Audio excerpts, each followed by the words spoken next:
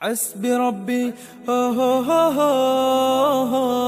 Word থেকে আগত একজাক তরুণ ছাত্র কাফেলা ইসলামী আন্দোলন বাংলাদেশ রামগড় উপজেলা শাখার পক্ষ থেকে সকলকে আন্তরিক অভিনন্দন এবং মোবারকবাদ জানাচ্ছি। পাশাপাশি সুস্পষ্ট ভাষায় বলতে চাই, আমরা ওলামায়ে কেরাম আল্লাহ রাব্বুল আলামিন বিশ্ব মানবতার রাষ্ট্রদূত মুহাম্মদুর রাসূলুল্লাহ সাল্লাল্লাহু আলাইহি ওয়াসাল্লামকে পাঠিয়ে মানুষকে মানবতা, মানুষকে যে সভ্যতা শিক্ষা দিয়েছেন, আজকে রাসূলুল্লাহ সাল্লাল্লাহু আলাইহি ওয়াসাল্লাম সহ আল্লাহ রাব্বুল আলামিন যতগুলো নবী রাসূলকে প্রেরণ করেছেন সবাই একে একে আমাদের মাঝ থেকে বিদায় নিয়ে চলে গিয়েছেন। কিন্তু যে দায়িত্ব আল্লাহ রাসূল সাল্লাল্লাহু আলাইহি ওয়াসাল্লাম আমাদের মধ্যে অর্পণ করে গিয়েছে, দুঃখের সাথে বলতে হয় আজকে সারা বাংলার মুসলমান, সারা পৃথিবীর মুসলমান নির্যাতিত হয়ে যাচ্ছে। সারা বিশ্বের মুসলমানদের উপর নির্যাতনের স্টিম রোলার চলছে। অথচ আমি ইমাম হিসাবে, নবীর ওয়ারিস হিসাবে আমার করণীয় কি, আমার কাজ কি, আমি সেটা ভুলে আছি। আমরা কিসের মধ্যে মগ্ন হয়ে আছি? আমরা মগ্ন হয়েছি আমার গোলামির মধ্যে, চাকরি নামক গোলামির মধ্যে। দুঃখের বিষয়, আল্লাহ রাসূল সাল্লাল্লাহু আলাইহি ওয়াসাল্লাম যেভাবে মানুষকে মানবতার পক্ষে আমন্ত্রণ জানিয়েছেন, ঠিক কল্যাণময় রাষ্ট্র গড়ে তোলার জন্য মানুষকে শিক্ষা প্রদান করেছেন। দুঃখের বিষয়, আজকে প্রত্যেকটি মসজিদে আমরা যারা ইমামতি করছি, আজকে মিম্বরের বাসা হচ্ছে অন্তর সারশূন্য ফাঁকা বুলি। আজকে মসজিদের খুতবায় জং ধরেছে। আজকে মসজিদের খুতবার মধ্যে সভাপতি, সেক্রেটারির চেহারা দেখে দেখে আমাকে বাক্য উচ্চারণ করতে হয়। এটা কেন হবে? ইসলামের খুতবা, মুসলমানদের খুতবা তো হওয়ার দরকার ছিল ইসলাম পুনর্জাগরণ সৃষ্টির বলিষ্ঠ শানিত হাতিয়ার হিসাবে। আমার খুতবা হওয়ার কথা ছিল সমাজ সংস্কারের জন্য। আমার খুতবা হওয়ার কথা ছিল দেশের নির্যাতিত, নিপীড়িত, মাজলুম মানবতার পক্ষে। কিন্তু আমার খুতবা আজ কেন গোলামীর রাজ প্রাসাদে পরিণত হয়েছে? ঠিক কিনা বন্ধুরা আমার? সুস্পষ্ট ভাষায় ঘোষণা, ভয়ের কোনো কারণ নেই। এই জীবন কার? আপনারা বলেন, এই জীবন কার? এই জীবন কে দিয়েছে? আমার শরীরে রক্তের সঞ্চালন কে করেছে? হায়াত মওতের মালিক কে? যদি সকল কিছুর মালিক আল্লাহ হয়ে থাকেন, আমি মসজিদের সভাপতি, আমি এদেশের দেশদ্রোহী, রাষ্ট্রদ্রোহী, যারা দেশকে বানচাল করে দেশকে বিক্রি করার ষড়যন্ত্র করছে, তাদেরকে ভয় করে কেন কোরআন আর হাদিসের শব্দ উচ্চারণ করব?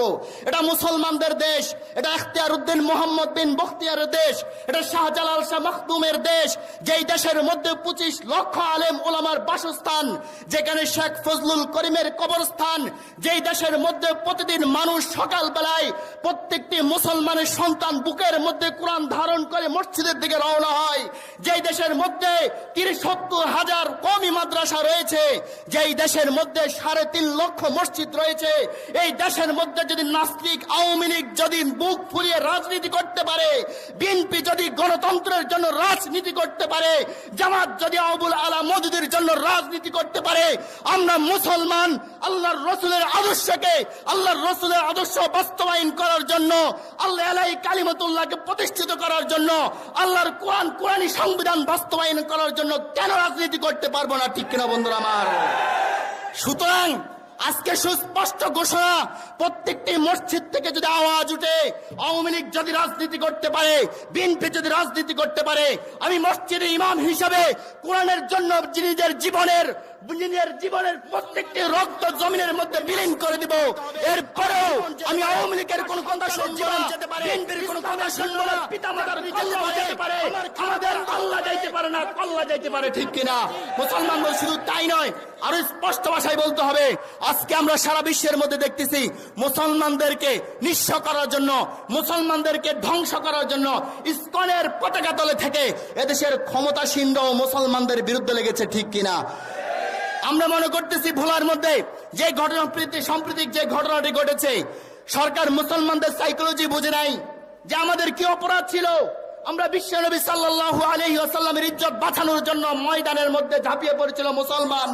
বিশ্বনবীকে তারা এত ভালোবাসে, নিজের জীবন থেকে তারা বেশি ভালোবাসে, এই জন্য গিয়েছিল। আপনি তো আগের দিন সমাবেশ করেছিলেন, আপনি তো আগের দিন ওলামায়ে কেরামদেরকে নিয়ে বৈঠক করেছিলেন। আপনার প্রশাসনকে বলা হয়েছে, আমরা যেহেতু আগামীকাল একটা সমাবেশ করব, আমরা যেহেতু ঘটনাটা চারিদিকে ছড়িয়ে দিয়েছি, প্রত্যেকটা মানুষের কাছে যখন ঘটনাটা পৌঁছে গিয়েছে, এখন যেহেতু আপনারা আমাদের সাথে ডাকি সমঝোতা চাচ্ছেন, তাহলে আগামীকালকে যদি সময় পাই সবাইকে তো জানিয়ে দিব, যদি সময় না পাই যতগুলো উলামায়ে কেরাম আসবে এই মজলিসের মধ্য থেকে আপনাদের আর আমাদের মধ্যে যে সমঝোতাটা হয়েছে ওই সমঝোতা তুলে ধরা হবে। ওই সমঝোতা তুলে ধরার জন্য আমাদেরকে সময় দিতে হবে কিনা, কিন্তু সময় দিয়েছে। আমাদের প্রোগ্রাম ছিল 11টা বাজে, বোলায় প্রোগ্রাম ছিল 11টা বাজে। 10টার মধ্যে গিয়ে যখন পুলিশ তাদেরকে বারবার অনুরোধ করছে আপনারা প্রোগ্রাম শেষ করেন, প্রোগ্রাম শেষ করেন, মানুষ 11টার প্রোগ্রাম ভেবে আসতেছে। মানুষের সাইকোলজি সরকার বুঝতে পারে নাই, মানুষ মূল থিওরিটাও জানে না। না জানার কারণে পুলিশের উপর যখন চওড়া হয়েছে, ইমানদার মুসলমানদের উপর ইমানদার মুসলমানদের বুকের মধ্যে পুলিশ যে গুলি চালিয়েছে, আমরা এর ধিক্কার জানাই, ঠিক কিনা? কিন্তু মুসলমানদেরকে বুঝার সময় দেওয়া দরকার ছিল, মুসলমানকে আগে আসার সময় দেওয়ার দরকার ছিল। 11টা বাজে প্রোগ্রাম হলে ওলামায়ে কেরাম বুঝিয়ে দিত, কিন্তু সেটা না করে আজকে সরকার প্রধান থেকে নির্দেশনা অনুযায়ী, যারা প্রশাসক থেকে নির্দেশনা অনুযায়ী মুসলমানদের বুকে যে গুলি করেছে, মুসলমানদের গায়ে যে আঘাত করেছে, আমরা মুসলমান আর ঘরে বসতে থাকতে পারি না, ঘরে বসে থাকতে পারি না, ঘরে বসে থাকতে পারি না। ঐক্যবদ্ধ প্ল্যাটফর্মে এসে জোরালো আন্দোলন করতে হবে। আন্দোলন করার জন্য রাজপথে নেমে আনতে হবে। রাজপথে আসার জন্য, রাজপথে এসে রক্ত দেওয়ার জন্য, আমার নবীর ইজ্জত রক্ষার জন্য কারা কারা রাজপথে আসতে পারবেন? হাতটা তুলে দেখান, হাতটা তুলে দেখান, হাতটা তুলে দেখান। নারে তাকবীর! নাস্তিকদের আস্তানা, ইসকনের আস্তানা জ্বালিয়ে দাও, পুড়িয়ে দাও। ওয়া মা তৌফিক ইল্লা বিল্লাহ।